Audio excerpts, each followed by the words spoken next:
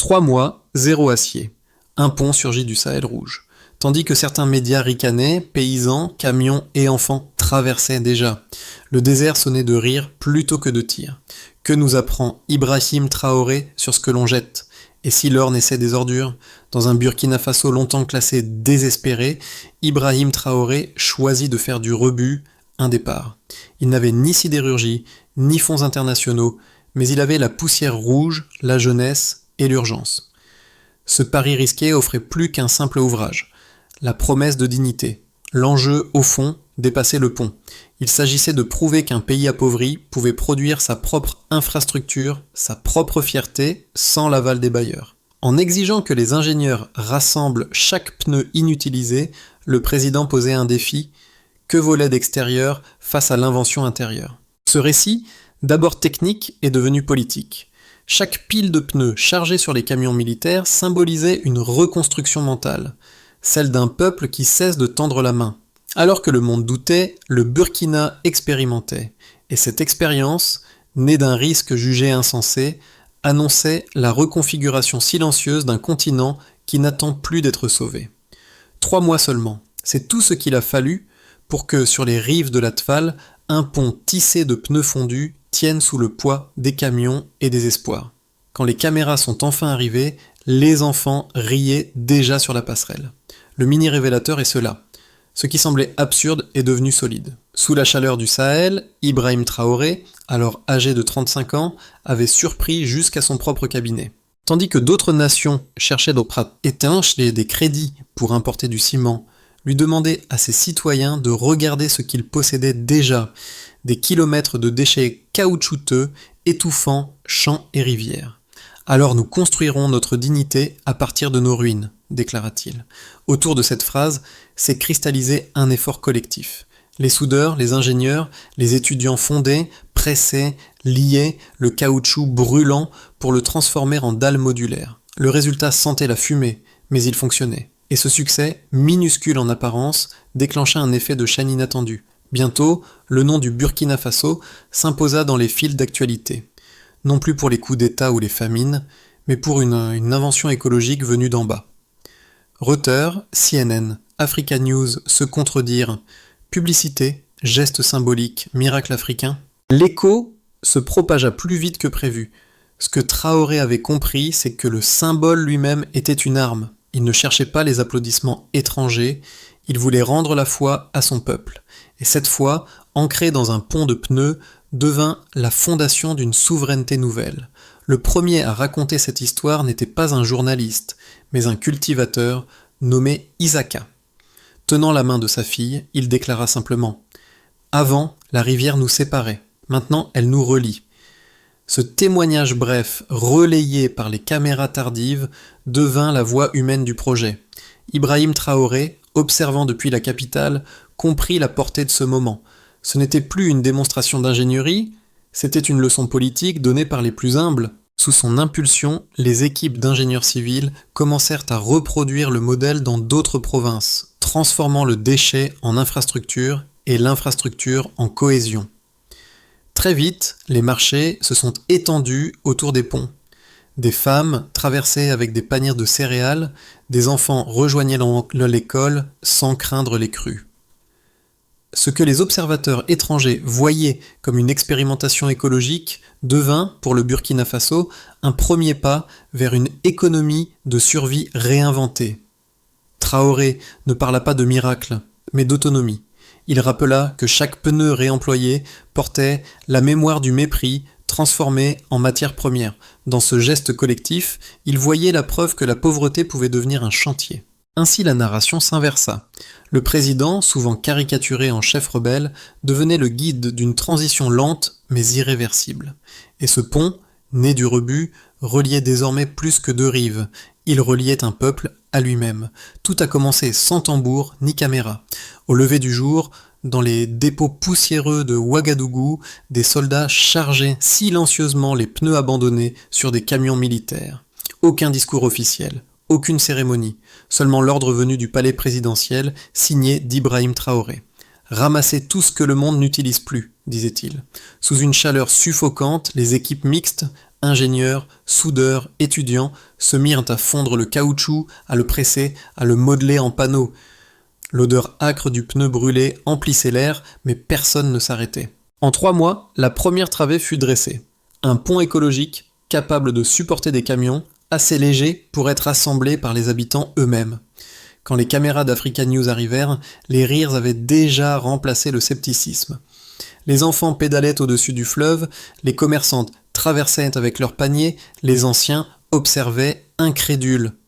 Le pont n'était pas qu'une structure, c'était une phrase d'ingénierie écrite dans la poussière, une déclaration d'indépendance. La rumeur se propagea. De Dakar à Dar es Salaam, on parla de la révolution, c'est un chapeau, révolution du caoutchouc, tiens. Pour la première fois depuis des décennies, le nom du Burkina Faso faisait la une pour sa créativité plutôt que ses crises. Mais dans les capitales étrangères, les réactions divergeaient. À Paris, des analystes murmuraient « Si cela réussit, l'Afrique n'aura plus besoin de nous ». À Washington, des notes confidentielles circulaient sur le potentiel géopolitique de cette innovation. Traoré, lui, restait impassible. Il observait les images de ses concitoyens traversant le pont, sans faste, sans slogan. « Ce n'est pas de pneus qu'il s'agit », confia-t-il à ses conseillers. « C'est d'apprendre à un continent que personne ne nous sauvera, sinon nous-mêmes. » Cette phrase devint une devise reprise dans les universités du Ghana, les laboratoires du Nigeria, jusqu'aux écoles d'ingénieurs du Kenya. Ce qui n'était qu'un chantier local se transforma en mouvement continental. Plus les applaudissements se multipliaient en Afrique, plus le silence s'alourdissait ailleurs. Quelques semaines plus tard, le ton des médias occidentaux vira à la défiance polie. On questionnait la durabilité du pont, la qualité du caoutchouc, la stabilité politique du pays. Pourtant, le pont tenait, et chaque jour, il portait le poids de familles, de marchandises et de rêves. La trajectoire devint claire. Un projet de recyclage s'était mué en symbole d'émancipation. Le désert du Sahel, autrefois synonyme d'abandon, devenait le théâtre d'une renaissance matérielle et morale. Et à travers cette renaissance, Ibrahim Traoré s'affirmait non plus comme un chef d'État isolé, mais comme le déclencheur d'une conscience nouvelle, celle d'une Afrique qui bâtit à partir de ses propres ruines. Le premier pont achevé mesurait 52 mètres et pesait à peine la moitié d'un ouvrage en béton standard. 3 mois de travail, $0 d'emprunt, 100% de matériaux locaux. Ces 3 chiffres résumaient la méthode d'Ibrahim Traoré. Le baseline d'un pays dépendant avait basculé vers un delta d'autonomie mesurable. Le ministère des Travaux publics confirma que le coût moyen par mètre était inférieur de 70% au projet classique. Là où un contrat étranger exigeait des millions, le modèle burkinabé ne dépassait pas quelques dizaines de milliers de dollars. L'économie était massive, mais le gain réel se trouvait ailleurs.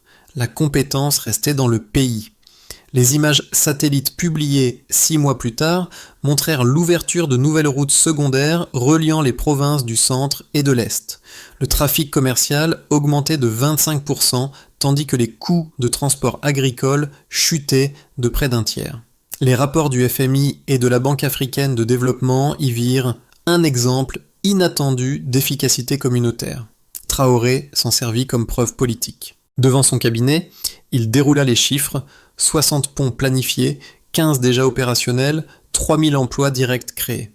Puis il ajouta, calmement, « Ce n'est pas une révolution d'image, c'est une révolution de rendement. » La phrase fit le tour du continent. Dans les villages, la statistique se traduisait en gestes concrets. Les enfants gagnaient 2 heures par jour sur le trajet scolaire, les commerçantes accédaient aux marchés régionaux sans attendre la saison sèche. Les revenus familiaux dans les zones riveraines augmentèrent de 12 à 18%. Ces micro-deltas composaient une transformation lente mais visible. Même les critiques durent reconnaître la cohérence du modèle. Le pont tenait, les indicateurs suivaient. Pour les économistes sceptiques, le problème n'était plus la faisabilité, mais la contagion.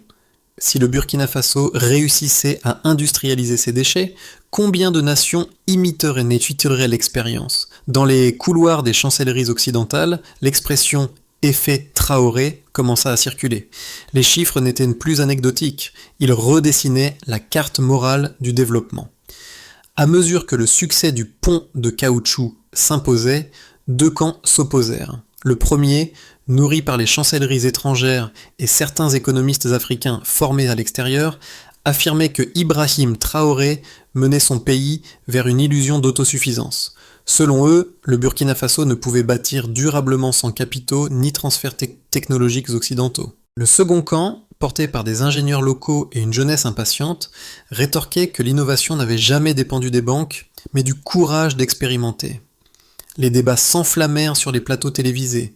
Les uns parlaient de papillon, de populisme ingénieux, les autres de renaissance industrielle. L'argumentation classique, pauvreté contre compétence, ne tenait plus, le pont fonctionnait. Les chiffres l'attestaient. Traoré, fidèle à son ton calme, répondit par des données. Il rappela que les ponts burkinabés résistaient aux crues, que leur coût restait 6 fois inférieur à la moyenne régionale et que plus de la moitié des travailleurs provenaient de villages sans emploi stable avant le projet. Cette rhétorique de preuve et non de promesse fit basculer la perception. Les critiques virulentes perdirent de leur force. Les sceptiques furent contraints de reconnaître qu'un modèle endogène venait d'apparaître. La révolution de dignité qu'il prônait ne se traduisait pas par des slogans, mais par des tableaux de production. Dans une allocution sobre, Ibrahim Traoré conclut « Nous ne cherchons pas la perfection, mais la cohérence.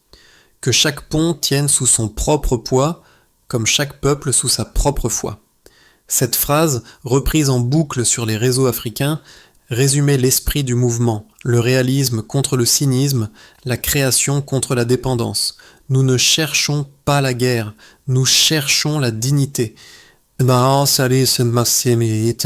Cette phrase, prononcée par Ibrahim Traoré lors d'un rassemblement conjoint avec les généraux du Mali et du Niger, marqua un tournant clair. Le ton n'était plus celui d'un président d'expérimentation, mais d'un porte-voix continental. Dans la chaleur de Ouagadougou, sous un soleil tranchant, le pacte de défense du Pan-Sahel fut annoncé. 3 nations, longtemps traitées en zone d'influence, unissaient désormais leurs forces sous un commandement africain.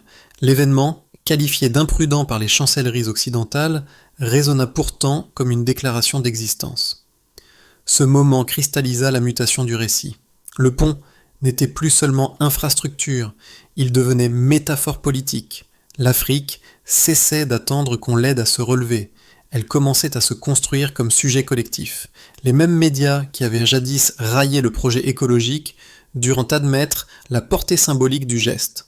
En moins d'1 an, le Burkina Faso avait franchi 2 rives, celle d'une rivière et celle de la dépendance. Sur le terrain, les effets du modèle Traoré se faisaient déjà sentir.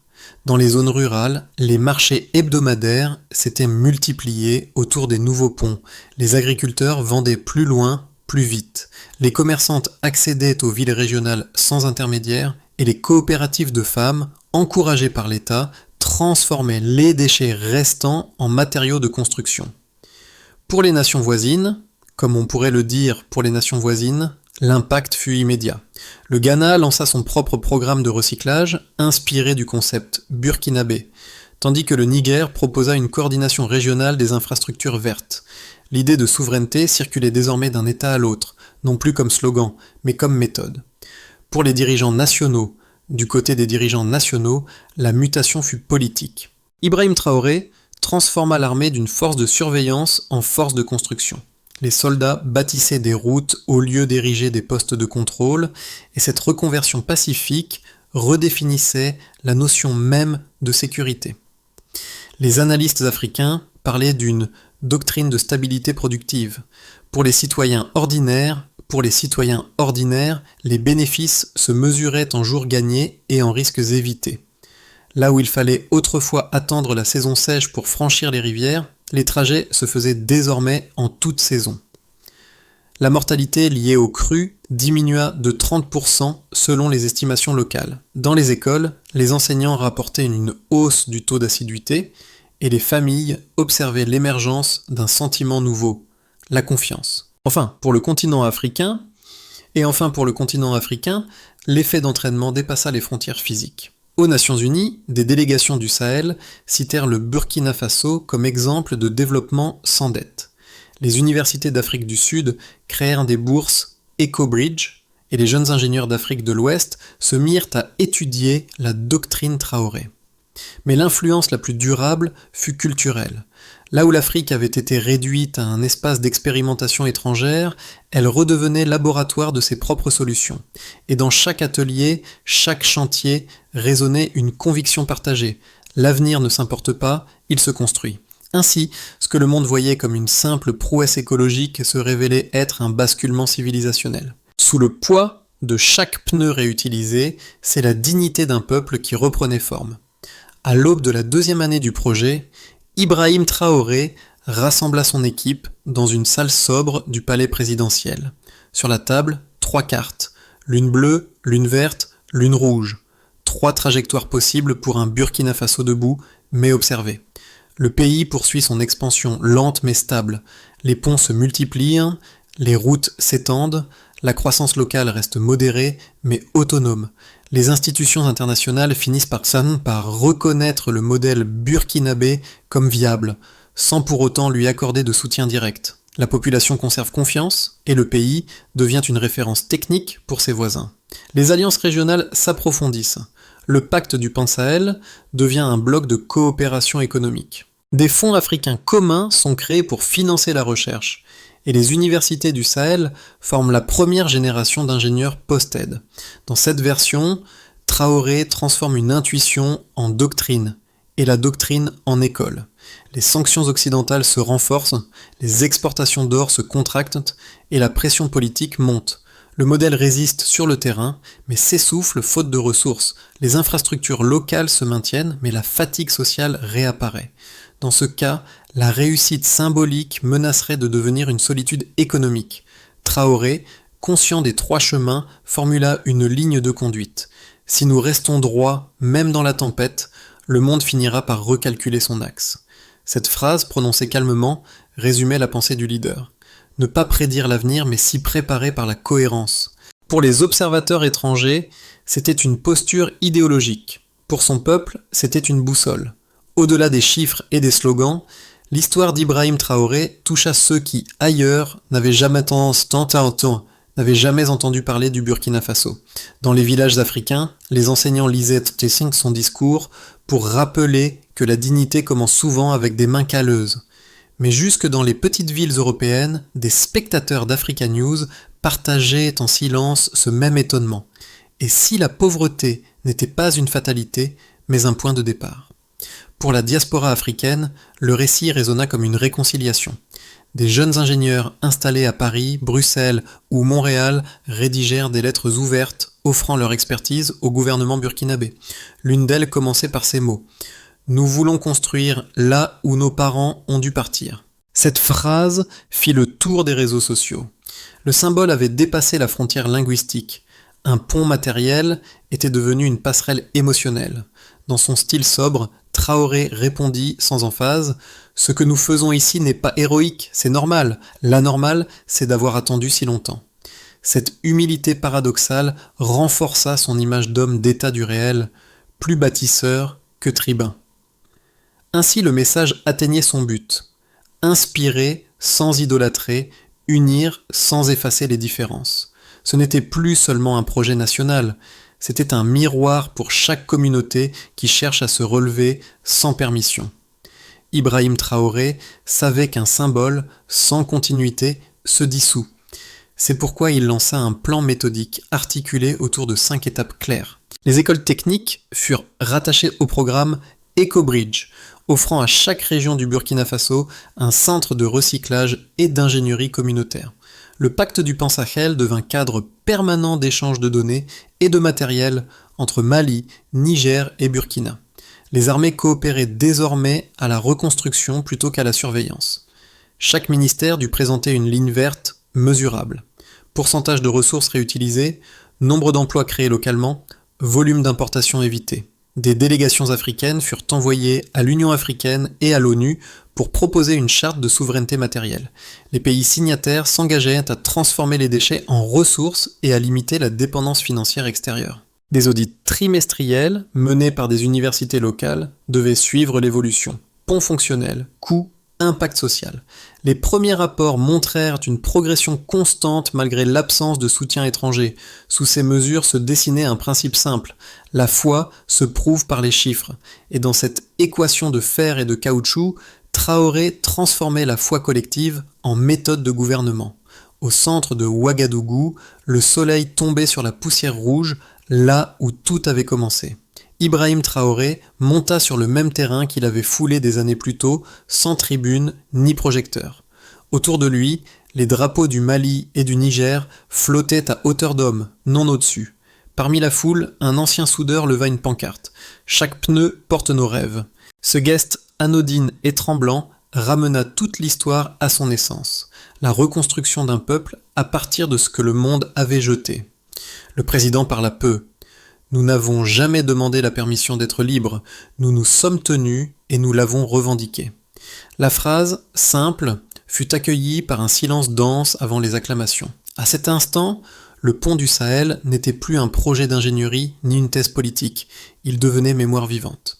Les générations futures, dit-on, se souviendront que l'or du Burkina Faso n'était pas dans le sol, mais dans la volonté. Et dans la lumière de ce crépuscule, le nom d'Ibrahim Traoré brillait comme un rappel. La dignité n'a pas besoin d'autorisation. Cette histoire n'est pas seulement celle d'un homme, mais d'une possibilité. Elle invite chacun à reconsidérer ce qu'il tient pour perdu. Quand Ibrahim Traoré parle de dignité, il ne prêche pas une idéologie. Il rappelle un réflexe humain, celui de se relever sans attendre. Le Burkina Faso, hier invisible, est devenu miroir pour tous les peuples qu'on disait trop petits pour rêver. Et si la vraie révolution n'était pas celle des armes, mais celle des gestes, recycler, bâtir, enseigner, 3 verbes modestes qui redessinent un continent. À ceux qui écoutent, cette histoire murmure une responsabilité, croire puis agir. Car le monde n'a pas besoin d'un nouveau sauveur, mais de nations qui se sauvent elles-mêmes. Si cela résonne en vous, partagez-le, racontez-le à ceux qui doutent que la foi puisse peser plus lourd que l'acier. Et souvenez-vous, la grandeur d'un peuple commence souvent par un simple pont, construit à main nue sous le soleil du Sahel.